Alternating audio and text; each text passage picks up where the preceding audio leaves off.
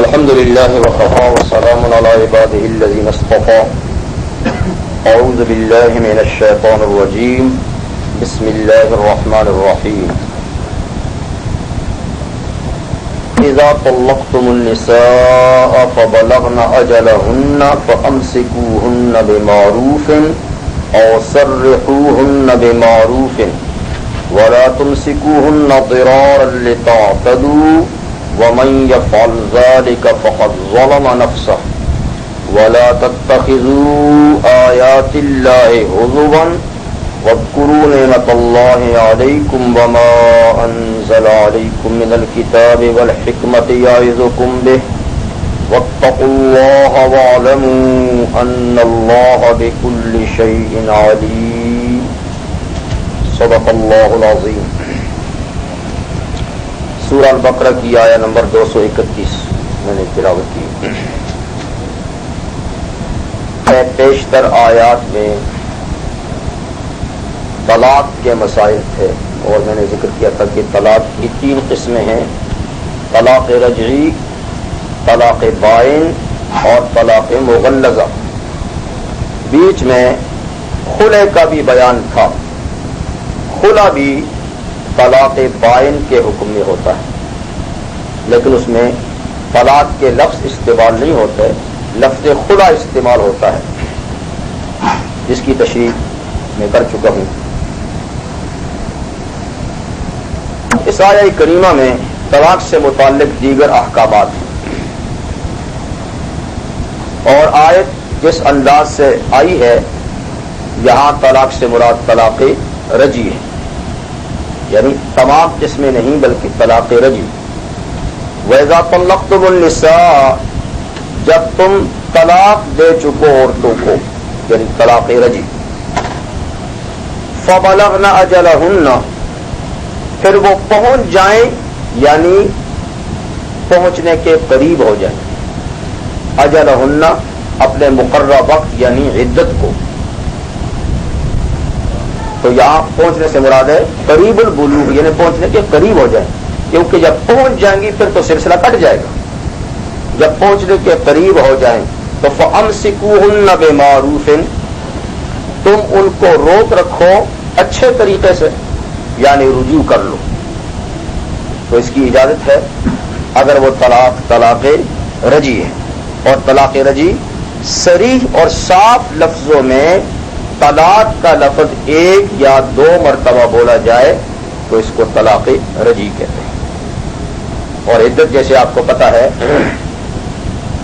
کہ جن کو حیض آتا ہے تو ان کے لیے 3 پیریڈ ہیں، اور جن کو بچپنے کی وجہ سے یا کافی زیادہ عمر کی وجہ سے نہ آتا ہو تو ان کے لیے 3 مہینے ہیں.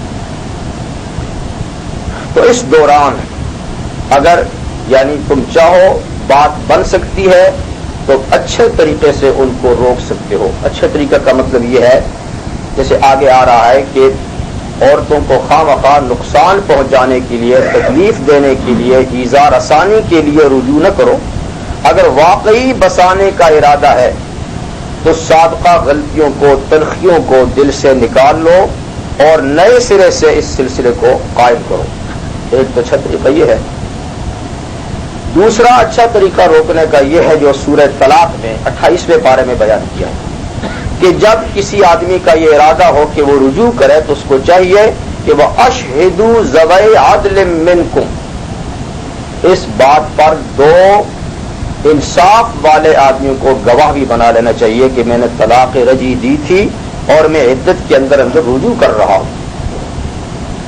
یہ یعنی گواہ بنانے کی ضروری نہیں ہے، واجب نہیں ہے، لیکن یہ معاملے کو قائم رکھنے کے لیے ایک اچھا طریقہ ہے. ہو سکتا ہے کہ آدمی نے رجوع کیا ہو لیکن اس کی بیوی نہ مانے، انکار کر دے، تو وہ رجوع کو عدالت میں کیسے ثابت کرے گا اگر اس کے پاس گواہ نہ ہوں گے؟ اگرچہ شرعی لحاظ سے آدمی عملی طور پر یا زبانی طور پر تنہائی میں بھی رجوع کر سکتا ہے، اور خاتون کو خطاب کر کے بھی رجوع کر سکتا ہے، بغیر خطاب کے بھی کر سکتا ہے. لیکن اگر معاملہ عدالت کو جائے گا تو پھر اس بات کے لیے گواہوں کی ضرورت ہوگی. اس لیے اچھا طریقہ یہ بھی ہے کہ 2 گواہ اس معاملے پہ بنا لیے جائیں کہ میں نے طلاق رجعی دی تھی اور میں رجوع کرتا ہوں. دوسری بات یہ ہے کہ خود آدمی کو اپنے نفس پر بھی اتنا اعتماد نہیں ہونا چاہیے. نفس انسان بھی انسان کو گمراہ کر دیتا ہے اور غلطیوں میں مبتلا کر دیتا ہے. اگر گواہ نہ ہوں گے، کہیں ایسا نہ ہو کہ عدت گزر چکی ہو اور بعد میں یہ کہے کہ میں نے رجوع کر لیا ہے، اور یوں خود بھی گناہ میں مبتلا ہو اور عورت کو بھی گناہ میں مبتلا کرے. تو جب گواہ ہوں گے تو ان کو ٹھیک ٹھیک تاریخ معلوم ہوگی کہ نہیں میاں آپ نے فلاں تاریخ کو یعنی رجوع کیا تھا. اس تاریخ کے حساب سے وہ عدت کے اندر کا وقت بنتا ہے یا باہر کا پتہ چل جائے گا.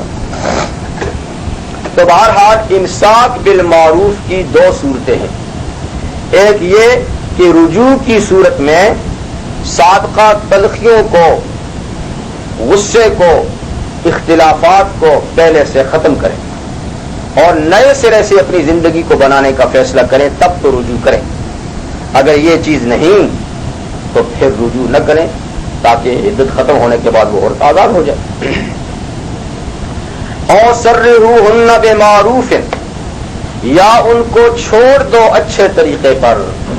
چھوڑنے کا مطلب یہ ہے کہ رجوع نہ کرو تو ظاہر بات ہے عدت گزرنے کے بعد خود بخود نکل جائے گی، آزاد ہو جائے گی. لیکن اس میں بھی معروف کی قید ہے. رکھو تو معروف طریقے سے اور چھوڑو تو بھی معروف طریقے سے. چھوڑنے میں معروف طریقہ یہ ہے کہ اس کا کوئی حق آپ پہ لاگو ہے تو وہ حق ادا کرو. مہر اگر اس کو دیا نہیں تو وہ باقاعدہ اس وقت اس کو ادا کر لو. اور یہ ہے معروف یہ بھی ہے کہ مہر سے بھی کچھ زیادہ چیز اس کو دے دینی چاہیے تاکہ سابقہ جو تعلقات رہے ہیں کم از کم ان تعلقات کی پاسداری تو ہو. لیکن اور کچھ زیادہ نہ بھی دیا جائے تو مہر یقیناً اور ضروری طور پہ ادا کر دیا جائے اور اچھی طریقے سے باوقار انداز سے یعنی اس کو رخصت کیا جائے. وَلَا تُمْسِكُوهُنَّ ضِرَارًا لِتَعْتَدُوا، اور مت روکے رکھو ان خواتین کو طلاق دینے کے بعد ضراراً تکلیف پہنچانے کی غرض سے. یعنی رجوع تکلیف پہنچانے کے لیے نہ کرو، لتعتدوا تاکہ تم ان پہ زیادتی کرتے رہو. جیسے ام المومنین حضرت عائشہ صدیقہ رضی اللہ تعالیٰ عنہ کی روایت میں ہے کہ اس حکم کے آنے سے پہلے طلاق کی کوئی تحدید ہی نہیں تھی. جتنی چاہتے لوگ طلاقیں دیتے اور ہر طلاق کے بعد پھر رجوع بھی کر لیتے. تو اللہ تعالیٰ نے اس تکلیف سے، اذیت سے عورتوں کو بچانے کے لیے طلاق کی تحدید بھی کر دی کہ 3 سے زیادہ طلاقیں نہیں. رجوع کا حق بھی بتا دیا کہ 2 تک ہے، تیسری کے بعد رجوع کا حق نہیں ہے. اور پھر یہ بھی بتا دیا کہ رجوع بھی کرو تو معروف طریقے سے، چھوڑو بھی تو معروف طریقے سے. وَمَن يَفْعَلْ ذَلِكَ فَقَدْ ظَلَمَ نَفْسَهُ، اور جس نے ایسا کیا یعنی عورت سے رجوع کیا اور مقصد صرف اس کو تکلیف پہنچانا تھا، ستانا تھا، تو اس شخص نے عورت پہ تو ظلم کیا سو کیا، اپنے اوپر بھی ظلم کیا. فقط ظلم نفسہ، اس نے اس پہ کیا ظلم کیا، اپنے اوپر ظلم کیا. اس لیے کہ اللہ تعالیٰ ظلم کا بدلہ تو ضرور چکائیں گے قیامت کے دن، اس لیے کہ یہ حقوق العباد میں سے ہے اور بندے کا حق لیے بغیر نہیں چھوڑیں گے. تو عورت کی اظہار آسانی اور اس کی تکالیف کے دن تو تھوڑے ہیں اس زندگی تک، لیکن جس نے ان سے ظلم ڈھایا پھر ان کو بہت دیر تک ظلم کا خمیازہ بھگتنا پڑے گا. تو ظلم کا نتائج بد آخرت میں تو یقیناً ظاہر ہوں گے ہی ہوں گے. وَسَيَعْلَمُ الَّذِينَ ظَلَمُوا أَيَّ مُنْقَلَبٍ يَنْقَلِبُونَ، عن قریب ظالموں کو پتہ چل جائے گا کہ وہ کس جانب پلٹتے ہیں. تو آخرت میں تو یقیناً ہے، لیکن ظلم ایک ایسی چیز ہے کہ اس کے نتائج کچھ نہ کچھ دنیا میں بھی ظالم کو بھگتنے ہوتے ہیں. کسی نہ کسی انداز سے ظالم اپنے ظلم کے نتائج کو دنیا میں بھی بھگتتا ہے. تو یعنی وہ شوہر جو اپنی بیویوں پر ظلم ڈھاتے ہیں ان کو یہ سوچنا چاہیے کہ ان کے ظلم ہو نہ ہو ان کا ظلم محدود ہے اور یہ اپنے اوپر بے انتہا ظلم کر رہے ہیں. ظاہر بات ہے کہ جب اس کے ظلم کا چرچا ہوگا تو اور کوئی خاتون اس کے ساتھ شادی کے لیے تیار نہ ہوگی. اور اس کے علاوہ اور بھی کئی مسائل سے دوچار ہونا پڑے گا. وَلَا تَتَّخِذُوا آیَاتِ اللَّهِ هُزُوًا، مت بناؤ اللہ کی آیات کو ہنسی کی چیز، مزاح کی چیز. اس آیت کا خاص شان نزول یہ ہے کہ کچھ لوگ ایسا کرتے تھے کہ خرید و فروخت کے معاملات میں بھی اور نکاح اور طلاق کے معاملے میں بھی کئی مرتبہ اپنی گفتگو کو ہنسی مزاح کی گفتگو کہہ دیتے تھے.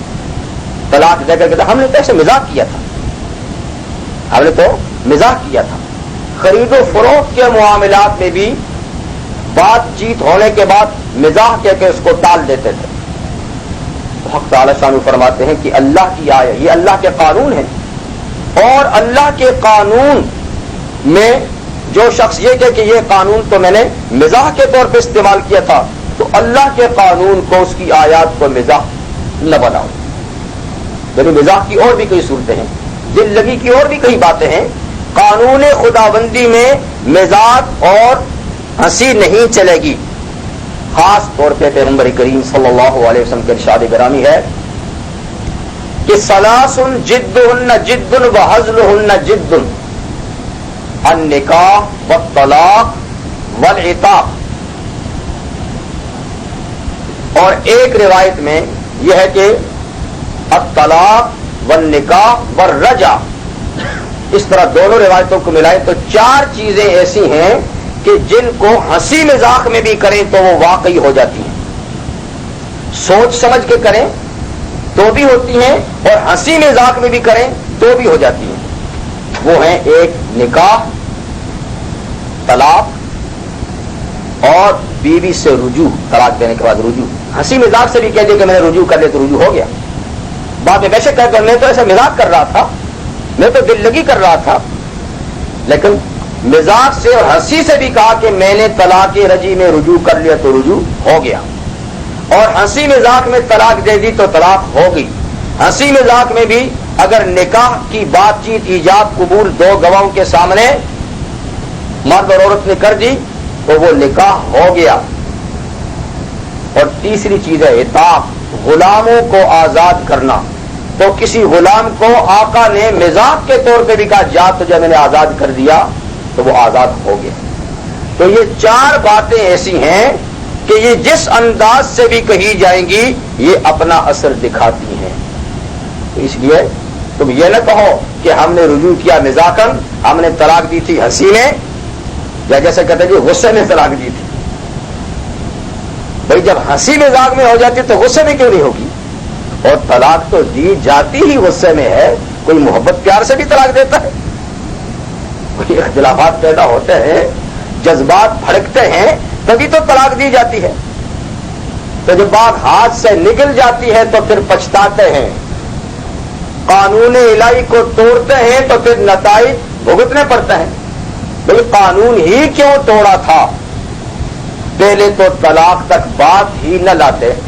اگر بات پہنچی تھی تو ٹھیک ٹھیک شریعت کا طریقہ تھا کہ بس ایک طلاق دیتے، ایک طلاق دیتے، اور اس کے لیے کم از کم 3 مہینے کا وقفہ ہے. 3 مہینے کے وقفے میں آپ کے غصے فرو ہو جاتے، آپ کے اختلافات مٹ جاتے اور آپ باقاعدہ رجوع کر کے رکھ سکتے تھے. لیکن یہاں غضب بالائے غضب یہ کہ 3 سے نیچے تو ٹھہرتے ہی نہیں ہیں. 3 سے نیچے تو، اور جب 3 ہی اکٹھی دے مارتے پھر کہتے جی 3 طلاقیں دی ہیں، ایک مجلس میں دی ہیں، ایک لفظ سے دی ہیں، تو بھائی تو 3 دی ہیں نا. 3 تو 3 ہی ہوتی ہیں، 3 کبھی 2 اور 1 تو نہیں ہوتی. تو بعد کے پچھتاوا اس لیے ہوتا ہے کہ قانون شکنی کی جاتی ہے. اس لیے قانون یہی ہے کہ 1 اور 2 سے آگے نہ بڑھے تاکہ یہ پچھتاوا بعد میں نہ ہو. اور جب 3 تک بات پہنچے گی تو پھر پچھتانا پڑے گا. تو اللہ کی آیات کو مزاح نہ بناؤ. یہ بھی مزاح ہے کہ اللہ فرماتے ہیں کہ طلاق اس انداز سے دی جائے اور ہم پھلانگ کر حدود آگے نکل کے 3 ہی دے ڈالیں, تو یہ بھی تو کتاب اللہ کے ساتھ اور قانون الہی کے ساتھ ایک طرح کا مزاح. واذکروا نعمت اللہ علیکم وما انزل علیکم من الکتاب والحکمہ, اور اللہ کی نعمتیں یاد کرو جو تم پر ہوئیں. وقتاً فوقتاً اللہ کی جو نعمتیں ہوئیں انہیں یاد کرو. جب نعمتوں کو یاد کرو گے تو پھر اللہ کے احسانات جو تم پر ہوئے ہیں ان کی وجہ سے اس کے قانون کی پاسداری بھی کرو گے کہ یہ قانون ہمارے منعم اور ہمارے محسن کے ہیں. وما انزل علیکم من الکتاب والحکمہ, اور خاص طور پہ اس نعمت کو یاد کرو جو اللہ نے تم پر کتاب و حکمت کی صورت میں نازل کی ہے, ورنہ تم دور جاہلیت کی طرح یعنی بھٹکتے رہتے. لیکن اللہ تعالیٰ نے کتاب اور دانش کی باتیں پیغمبر کی زبان سے جاری کر کے کتاب و سنت کی نعمت سے تمہیں نوازا. اب تمہیں چاہیے کہ اس روشنی سے فائدہ اٹھاؤ اور اس کی روشنی میں زندگی کی منزل طے کرو. یعظکم بہ, اللہ تم کو اس بات کی نصیحت کرتا ہے. یہ حق تعالی شانہ کی طرف سے کتنی مہربانی کی باتیں ہیں. کوئی حاکم قانون بنا کر جب قانون نافذ کرتا ہے تو وہ صرف ڈنڈا ہی دکھاتا ہے, پیار کی باتیں کبھی نہیں کرتا. دیکھو یہ بات میرا قانون ہے, ان کو توڑا تو فلاں کی یہ سزا اور فلاں کی یہ سزا اور فلاں کی یہ سزا. لیکن اللہ قانون بھی دیتے ہیں اور اس پہ عمل کرنے کے لیے کس طرح ذہنوں کو ہموار بھی کرتے ہیں اور کتنی شفقت کی باتیں بھی کرتے ہیں کہ تم میرے احسانات کو یاد کرو اور میں تمہیں اس بات کی نصیحت کرتا ہوں, اس میں تمہارا بھلا ہے اور اس قانون کو توڑنے میں تمہارا اپنا نقصان ہے. فقط ظلم نفسہ, اپنے اوپر جاتی کر رہے ہو, میرا کچھ بگاڑ نہیں رہے. واتقوا اللہ, اور اللہ سے ڈرو. ڈرو بھی ترغیب کی طرح, یعظکم, محسن ہوں, تمہارا واعظ ہوں, تمہارا محسن ہوں, اور اب ترغیب واتقوا اللہ, ڈرو, میں عزیز ذو انتقام بھی ہوں, جبار اور قہار بھی ہوں. دونوں پہلو سامنے رکھو.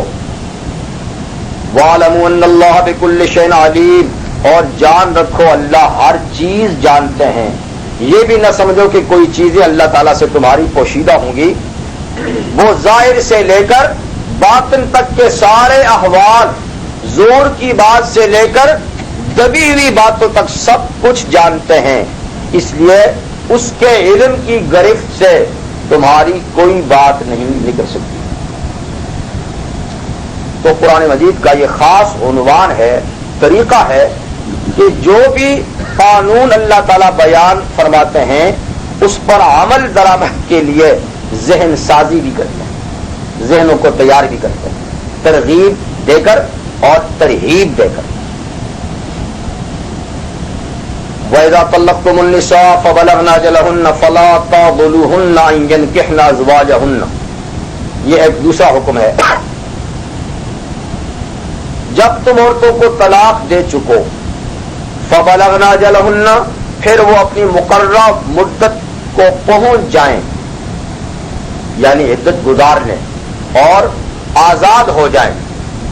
آزاد ہو جانے کے بعد یہ طلاق رجی نہیں بلکہ طلاق بائن ہو, کیونکہ رجی کا حکم دوپر بیان ہو چکا.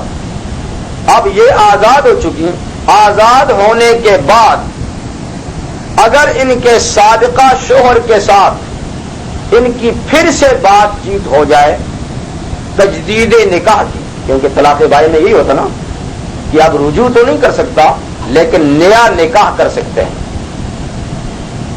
اور طلاق مغلظہ جو 3 ہیں اس میں نیا نکاح بھی نہیں ہو سکتا.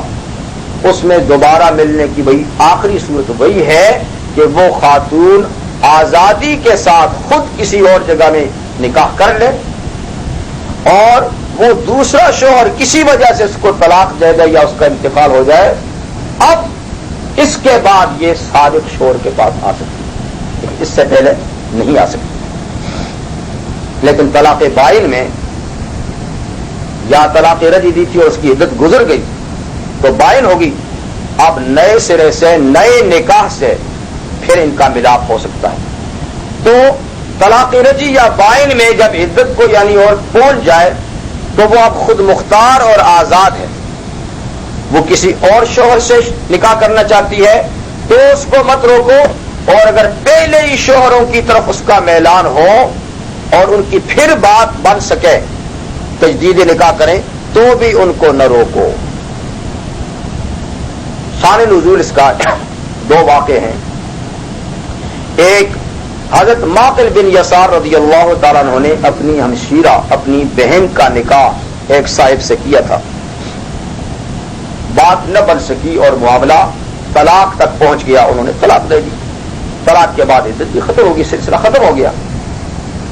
پھر کسی طریقے سے ان کی گفت و شنید آپس میں ہوئی اور پھر خواہش ہوئی کہ وہ نئے سرے سے اسی شوہر سے نکاح کریں، یعنی ان کی بہن نے یہ خواہش ظاہر کی کہ میں اسی سے شادی کرنا چاہتی ہوں، ان کی بھی خواہش تھی کہ، لیکن حضرت معقل رضی اللہ تعالیٰ بیچ میں آ گئے اور انہوں نے اپنی غیرت دکھائی کہ یہ تو ہو نہیں سکتا کہ میں نے اس کے ساتھ بہن کی شادی کی، اس کو عزت دی اور اس نے میرے احسان کا یہ بدلہ دیا، اب اس کے ساتھ دوبارہ نکاح نہیں ہو سکتا۔ بہن کو صاف لفظوں میں کہا کہ اس کے ساتھ اب دوبارہ نکاح۔ ایک حضرت جابر بن عبداللہ رضی اللہ تعالیٰ کی چچا زاد بہن کے ساتھ بھی ایسا ہی معاملہ ہوا تو انہوں نے کہا اب دوبارہ اس کے ساتھ۔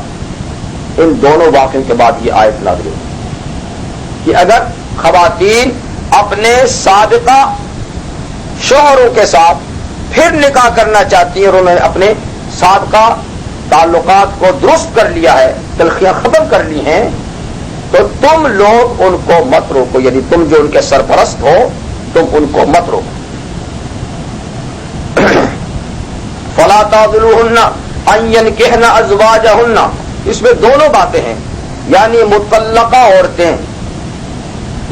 عورتیں کوئی اور شادی کرتی ہیں تو بھی نہ روکو، اور اپنے سابق شوہروں سے شادی کرتی ہیں تو بھی نہ روکو، یعنی مطلقہ عورتوں کو نئے نکاح سے روکنا، ان کو مجبور کرنا اور اس کو اپنی آنا اور غیرت کا مسئلہ بنانا، یہ نری جہالت اور فساد کے دروازے کھولنے ہیں۔ ان کو نہ روکو ان ينكحن ازواجهن، کہ وہ اپنے انہی شوہروں سے نکاح کریں، اذا تراضوا بینہم بالمعروف، جب وہ آپس میں راضی ہو جائیں دستور موافق دستور کے اچھے طریقے سے، یعنی اپنے سابقات ساری تلخیاں بھلا دیں اور پھر وہ نکاح کرنا چاہیں تو تم اس کے بیچ میں رکاوٹ نہ بنو۔ جب یہ آیت قریباً نازل ہوئی تو حضرت معقل نے فوراً اعلان کر دیا سمعن وطاعۃ لربی، اپنے رب کی بات سن لی اور مان بھی لی، اور فوراً اپنے دل سے وہ ساری باتیں نکال لی، سیدھے خود اٹھ کر اپنے اس سابق بہنوئی کے پاس خود گئے اور جا کر کہا اُزَوِّجُکَ وَأُکْرِمُکَ، میں اپنی بہن کی دوبارہ تجھ سے شادی کرتا ہوں، دوبارہ تجھ کو عزت دیتا ہوں، اس لیے کہ میرے رب کا حکم آ چکا ہے۔ یہ تھا صحابہ کرام کا اللہ کے قانون کو ماننے کے سلسلے میں طریقہ کار، کہ جو ہی قانون آ گیا خدا کا، یوں حکم آ گیا پیغمبر کریم صلی اللہ علیہ وسلم کا، تو سب چیزوں کو فراموش کر دیتے تھے، پاک دل تھے اور صاف دل تھے، اس لیے کہ ان کے دل مزکا اور مصفا تھے۔ اور ایسے ہی حضرت جابر بن عبداللہ رضی اللہ تعالیٰ نے اپنی چچا بہن کا سابق شوہر سے نکاح کر دیا، خدا کا قانون آ گیا تو آپ نہیں روکتے بالکل۔ لیکن جو معروف طریقے سے آپس میں یعنی ان کا ملاپ ہو رہا ہے تو تم اس میں رکاوٹ نہ بنو۔ البتہ اگر کوئی غیر معروف طریقے سے ان کی بات چل جائے تو پھر روکنے کا حق ہے، پھر جو روک سکتے ہیں روکنے کا حق ہے۔ مثال کے طور پہ وہ یعنی جائز طریقے سے نہیں، کوئی ناجائز طریقے سے آپس میں رہنا چاہتے ہیں، یا اور کئی اس قسم کی چیزیں ہوتی ہیں، اگر وہ کسی شرعی ضابطے اور قانون کو توڑتے ہیں اور یہ نکاح کرتے ہیں پھر تو تم آڑے آ سکتے ہو، روک سکتے ہو۔ لیکن اگر بالکل جائز اور شرعی طریقے سے وہ دوبارہ نکاح کرنا چاہتے تو پھر تمہیں روکنے کی اجازت نہیں. تو معلوم ہوا کہ عاقلہ اور بالغہ خاتون اپنے نکاح کی خود مختار ہوتی ہے. عاقلہ اور بالغہ خاتون اپنے نکاح کی خود مختار ہوتی ہے اور اس پہ جبر نہیں کیا جا سکتا. ہاں سرپرستوں کو کچھ اختیارات ہیں.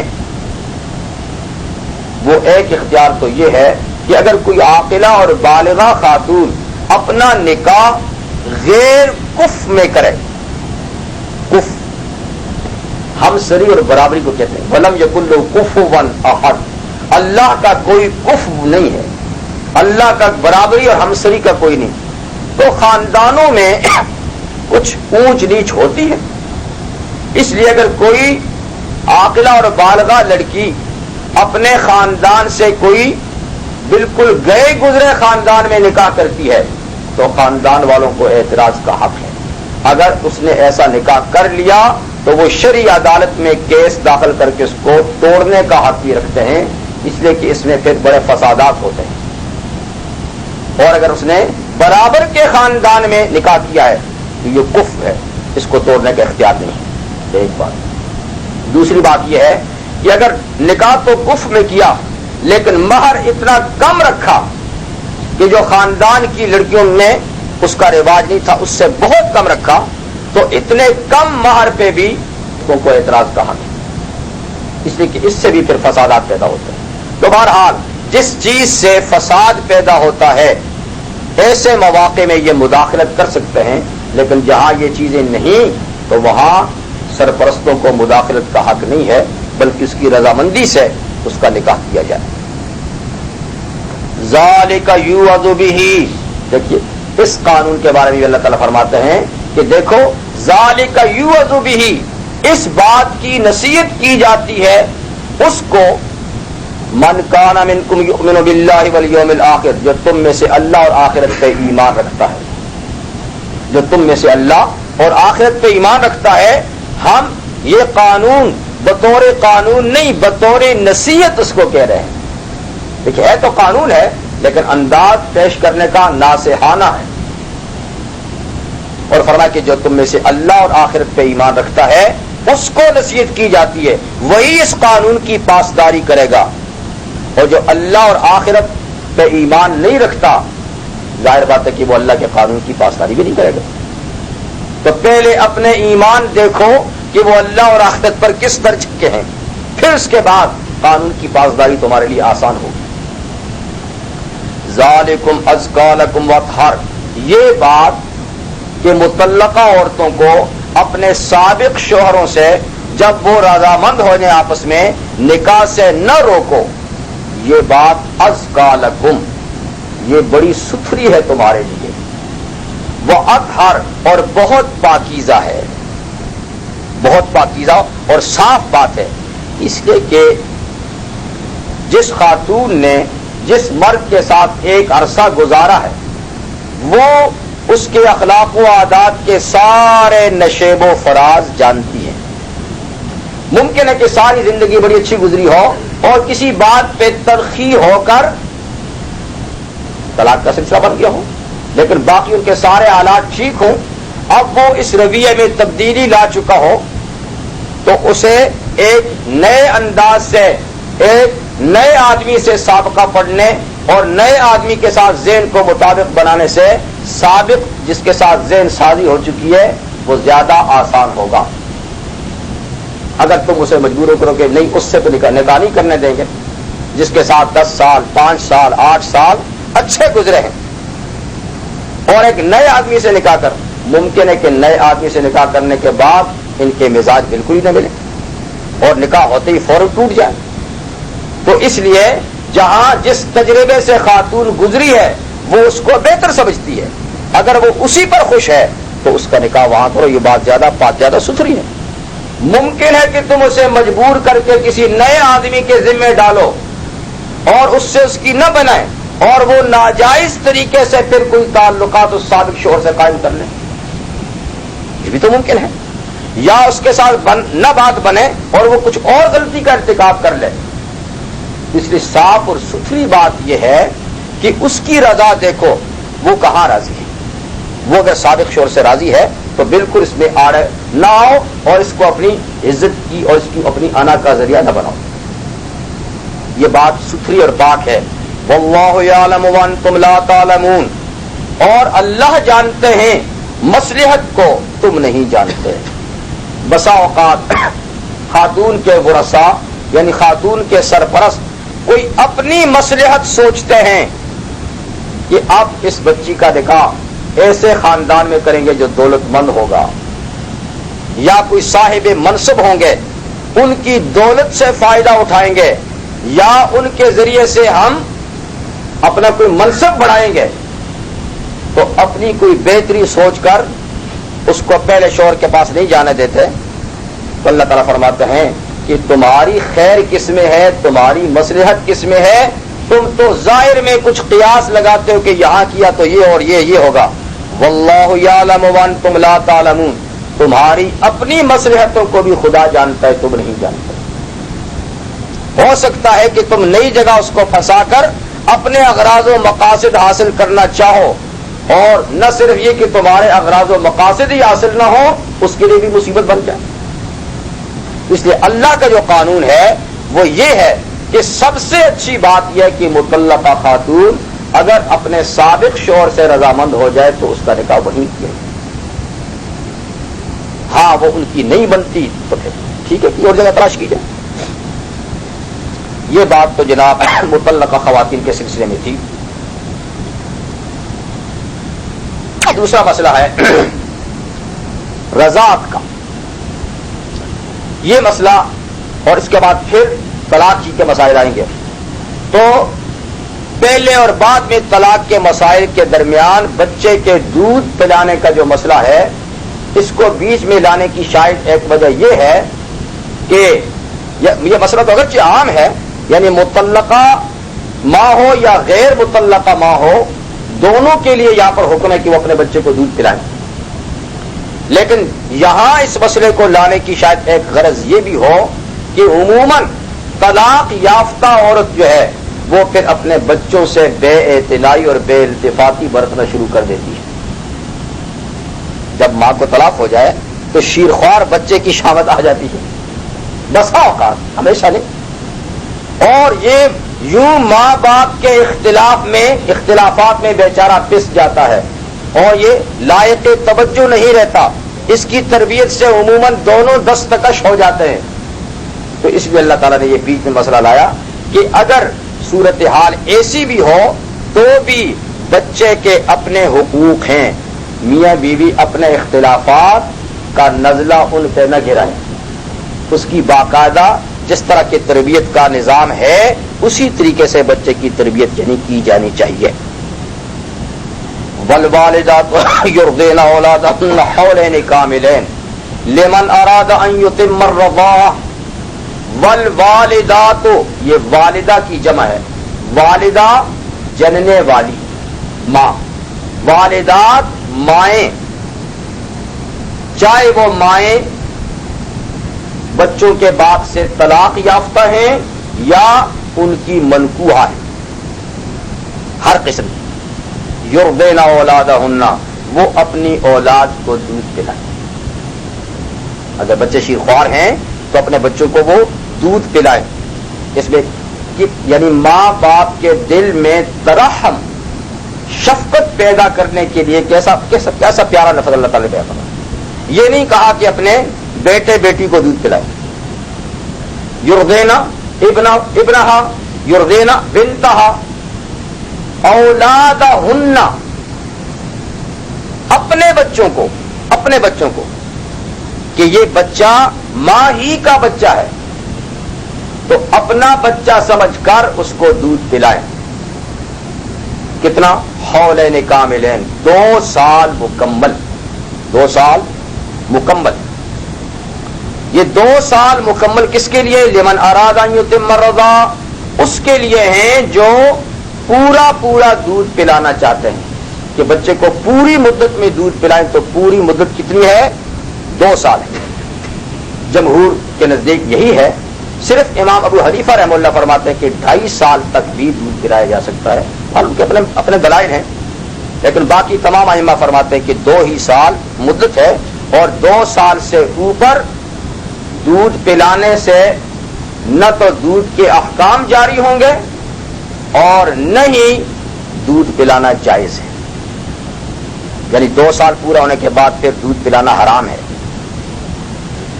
اس لیے کہ انسان کے جسم سے فائدہ اٹھانا ضرورت سے زیادہ جائز نہیں۔ جہاں ضرورت پوری ہوئی تو ایک انسان کے جسم سے دوسرا انسان پھر فائدہ نہیں اٹھا سکتا۔ تو بچے کی کفالت کے لیے 2 سال ایسی مدت ہے کہ اس کے بعد پھر بچے کو دودھ سے پرورش پانے کی ضرورت نہیں، وہ دوسری خوراک سے پرورش پا سکتا ہے، لہذا اس سے اوپر دودھ پلانے کی اجازت نہیں، لیکن اس سے کم میں دودھ چھڑائے تو چھڑا سکتے ہیں۔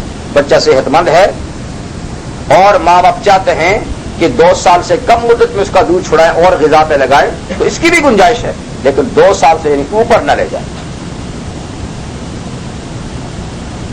کے ذمے بچے کو دودھ پلانا واجب ہے، ضروری ہے۔ اگر بچہ دوسری خاتون کا دودھ نہیں پیتا، ماں ہی کا دودھ پیتا ہے دوسرے کا نہیں پیتا، یا یہ کہ باپ جو ہے وہ بچے کے دودھ کے لیے اور انتظام نہیں کر سکتا، تو ان دونوں صورتوں میں ماں پر بچے کو دودھ پلانا واجب ہے۔ لیکن اگر باپ صاحب حیثیت ہے، وہ کسی اور خاتون کا انتظام کر سکتا ہے بچے کو دودھ پلانے کے لیے، تو ایسی صورت میں ماں پہ دودھ پلانا واجب نہیں ہے۔ یعنی دیانتاً اور بات ہے، شفقتاً اور بات ہے، لیکن قانوناً اگر وہ نہ پلائے تو اسے مجبور نہیں کیا جا سکتا۔ اگر شوہر کی استطاعت ہے کہ وہ دوسری ملازم رکھ کے عورت اس سے دودھ پلا سکتا ہے، یا یہ کہ بچے پہ ماں کا دودھ موافق ہی نہیں آتا، تو ایسی صورت میں بھی ظاہر بات واجب نہیں ہے۔ اور جب تک ماں یعنی بچے کے باپ کے نکاح میں ہے، وہ اس پہ مزید اجرت نہیں مانگ سکتی کہ اچھا میں بچے کو دودھ پلاؤں گی تو میری تنخواہ مقرر کر دو، یعنی وہ حقوق جو پہلے بحیثیت بیوی کے لاگو ہیں مرد پہ، انہی حقوق کے اندر وہ بچے کو دودھ پلائے گی۔ ہاں اگر اس کو طلاق ہو چکی ہے تو اب وہ باقاعدہ بچے کو پالنے کے لیے، تربیت کے لیے، دودھ پلانے کے لیے شوہر سے یعنی تنخواہ کا مطالبہ کر سکتی ہے۔ ایسی صورت میں اگر وہ معقول تنخواہ کا مقابلہ کرتی ہے، جتنا اور خواتین لیتی ہیں اتنا ہی، تو پھر زیادہ حق یہ ہے کہ اسی کو رکھا جائے۔ لیکن اگر یہ زیادہ مطالبہ کرتی ہے اور باقی اس سے کم میں مل سکتی ہیں تو پھر وہ بچہ دوسری کو بھی لیا جا سکتا ہے۔ اس صورت میں یہ ہوگا کہ وہ یعنی باقاعدہ اپنے اخراجات کا مطالبہ کر سکتی ہے اور اس کو مطالبہ پورا بھی کرنا ہوگا۔ یہ بات نہیں کہ یہ تیرا بھی بیٹا ہے، تیرا بھی بچہ ہے، اس کو یوں مفت میں پلا، تو وہ بات اب نہیں ہے۔ اگرچہ بچہ ماں باپ کا مشترک سرمایہ ہے، ماں باپ کا مشترک سرمایہ ہے، تاہم بچے کی کفالت کی ذمہ داری باپ کے ذمہ ہے، ماں کے ذمہ نہیں ہے، یاد رکھیے گا۔ اسی لیے اللہ تعالیٰ آگے تفسیر میں فرماتے ہیں وَعَلَى الْمَوْلُودِ لَهُ رِزْقُهُنَّ وَكِسْوَتُهُنَّ بِالْمَعْرُوفِ۔ عَلَى الْمَوْلُودِ لَهُ، مولود لہو سے مراد ہے باپ، اور باپ کے لیے سیدھا سادہ لفظ عربی میں والد ہے، والد۔ ماں کے لیے والدہ اور باپ کے لیے والد، جیسے قرآن مجید میں سورہ لقمان میں ہے یوم لا یجزی والد عن ولدہ، قیامت کے دن کوئی باپ بیٹے کے کام نہیں آئے گا اور نہ کوئی بیٹا باپ کے کام آئے گا، یعنی اگر ایمان نہیں، اعمال صالحہ نہیں تب۔ لیکن یہاں بجائے والد کے دوسرا لمبا لفظ استعمال کیا، مولود لہو، یہ بھی خاص باپ کے دل میں ایک شفقت پیدا کرنے کے لیے۔ مولود لہو کا معنی جس کا بیٹا ہے، جس کا بیٹا ہے۔ والد کا معنی کہو نا باپ، سیدھا سادہ لفظ۔ مولود لہو جس کا بیٹا ہے، جس کس کا بیٹا ہے، باپ ہی کا تو ہے، تو جس کا بیٹا اس لیے کہا کہ باپ نفرت نہ کرے بیوی کو طلاق دینے کے بعد، بیٹا اس کا ہے، متا تو مشترک ہی ہے، لیکن نسبت جب ہوگی تو باپ کی طرف ہوگی، ماں کی طرف نہیں ہوگی۔ آپ کس ملک کی بات نہیں کرتا ہوں، یہ اسلامی قانون کی بات کرتا ہوں کہ جب نسبت ہوگی خاندانی تو پھر باپ کی طرف ہوگی، ماں کی طرف نہیں ہوگی۔ اور یہ بھی ایک مشہور بات بعض لوگ کرتے ہیں کہ لو جی آپ ایسی بات کرتے ہیں مگر قیامت کے دن تو آدمیوں کو پکارا جائے گا ماؤں کے نام سے۔ تو یہ ان غلط مسائل میں سے ایک ہے جو غلط مسائل لوگوں میں پھیلے ہوئے ہیں، ان میں سے ایک غلط بات یہ بھی ہے، کون کہتا ہے قیامت کے دن بھی باپ کی نسبت سے ہی پکارا جائے گا؟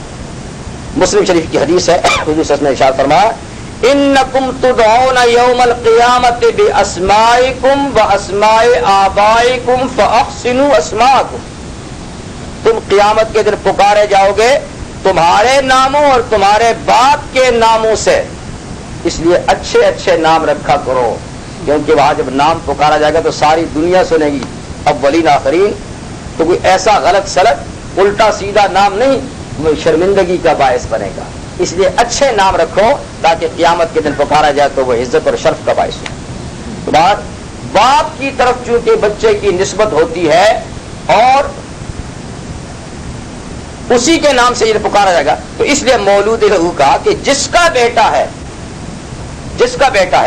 تو اس کے ذمہ ہے رزقہن و کسوتہن، کھانے کا انتظام ان خواتین کا اور پہننے کا، جو اس کی بچے کی تربیت کرے گی، ان کے کھانے پینے کا خورد و نوش کا کی ذمہ داری باپ پر ہے۔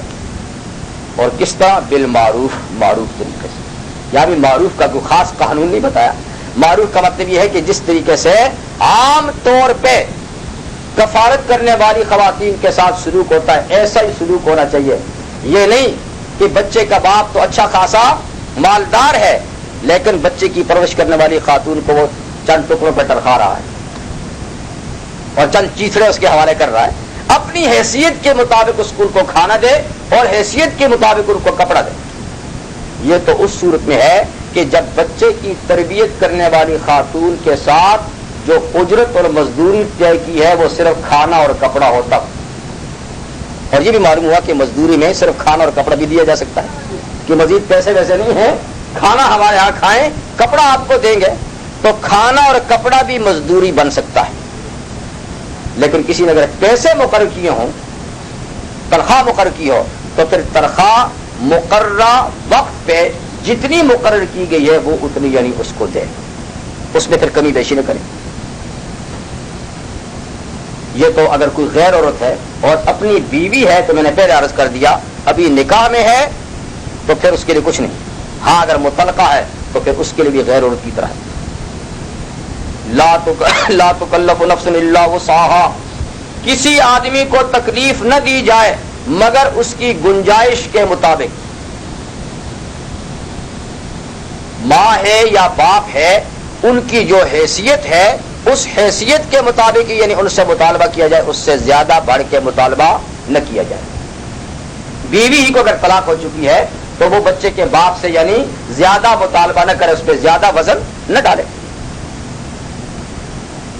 لا تضار والدۃ بولدہا ولا مولود لہ بولدہ، نہ نقصان پہنچایا جائے ماں کو اس کے بچے کے سبب اور نہ باپ کو اس کے بچے کے سبب، یعنی وہ اپنی ناراضگی کا اظہار کرتے ہوئے بچے کو ایک دوسرے کے سر پہ نہ تھوپیں، ایک دوسرے کو بچے کی وجہ سے نقصان نہ پہنچائے کہ ماں اس کی گود میں پھینکے اور وہ اس کی گود میں اٹھا کر پھینکے، تو ایسا نہ کرے، بلکہ بچے کی کفالت کی ذمہ داری مالی باپ پر ہے اور دودھ کی ماں پر ہے۔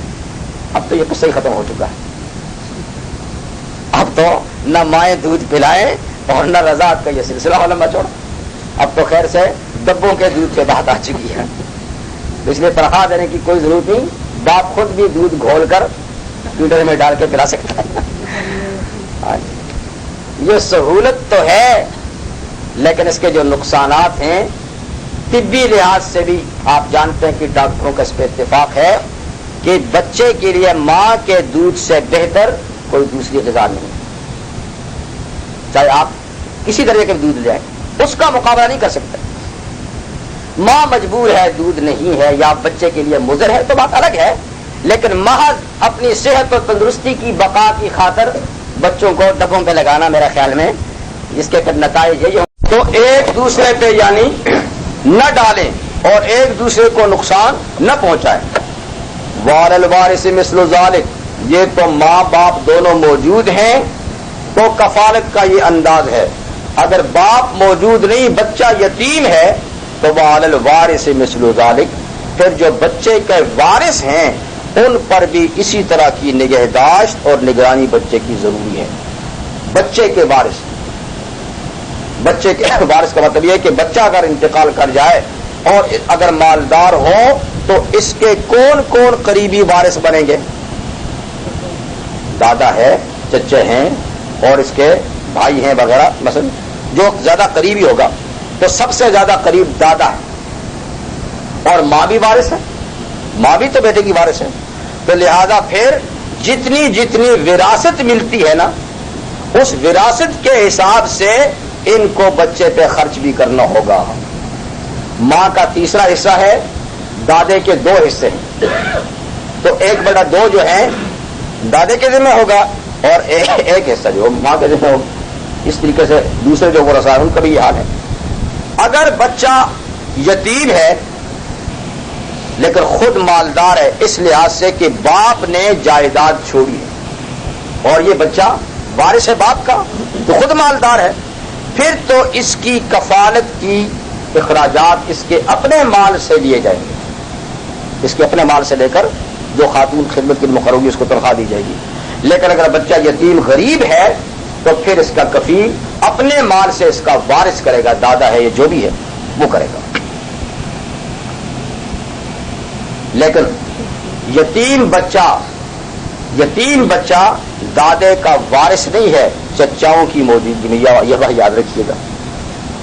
یعنی آج کل کے قانون میں تو اس کو وارث قرار دیا ہے لیکن شرعی لحاظ سے یتیم پوتا دادے کا وارث نہیں جب تک اس کے بیٹے موجود ہیں، اس لیے کہ شرعی اصول جو وراثت کا ہے وہ قرب پر ہے، جو زیادہ قریب وارث ہے وہ وارث بنے گا، چونکہ بیٹوں کی موجودگی میں پوتا دور ہے تو اس لیے پوتا جو ہے وہ وارثوں میں شریک نہیں ہوگا۔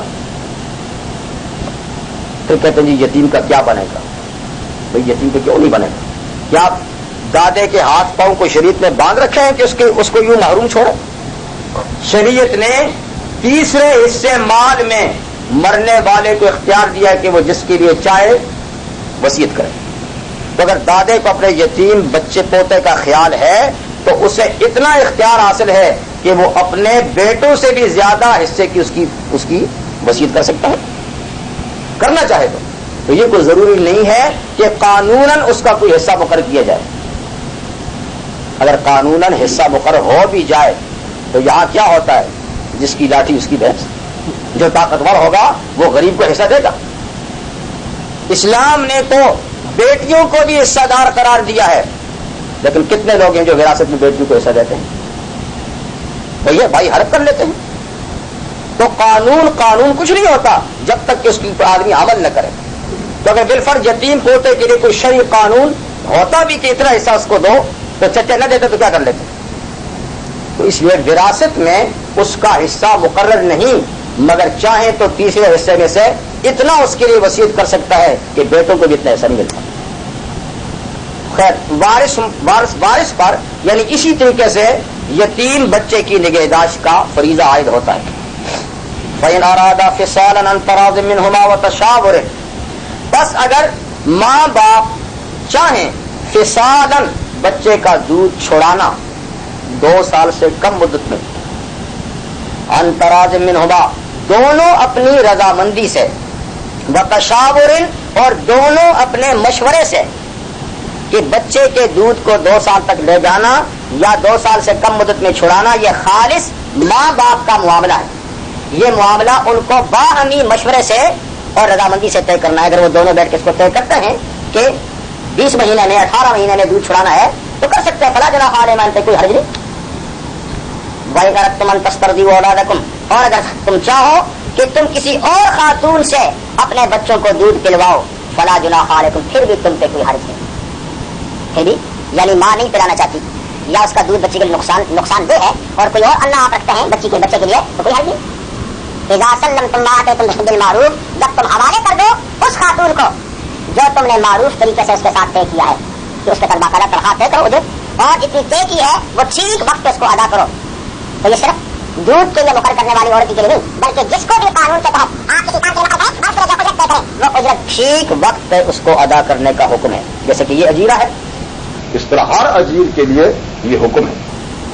بلکہ پیغمبر کریم صلی اللہ علیہ وسلم کے ارشاد ہے کہ اجیر کو، ملازم کو، مزدور کو اس کا پسینہ خشک ہونے سے پہلے اس کی مزدوری ادا کر دو. یعنی کام ختم ہوتے جس طرح طے کیا ہے، روز کا طے کیا تو روزانہ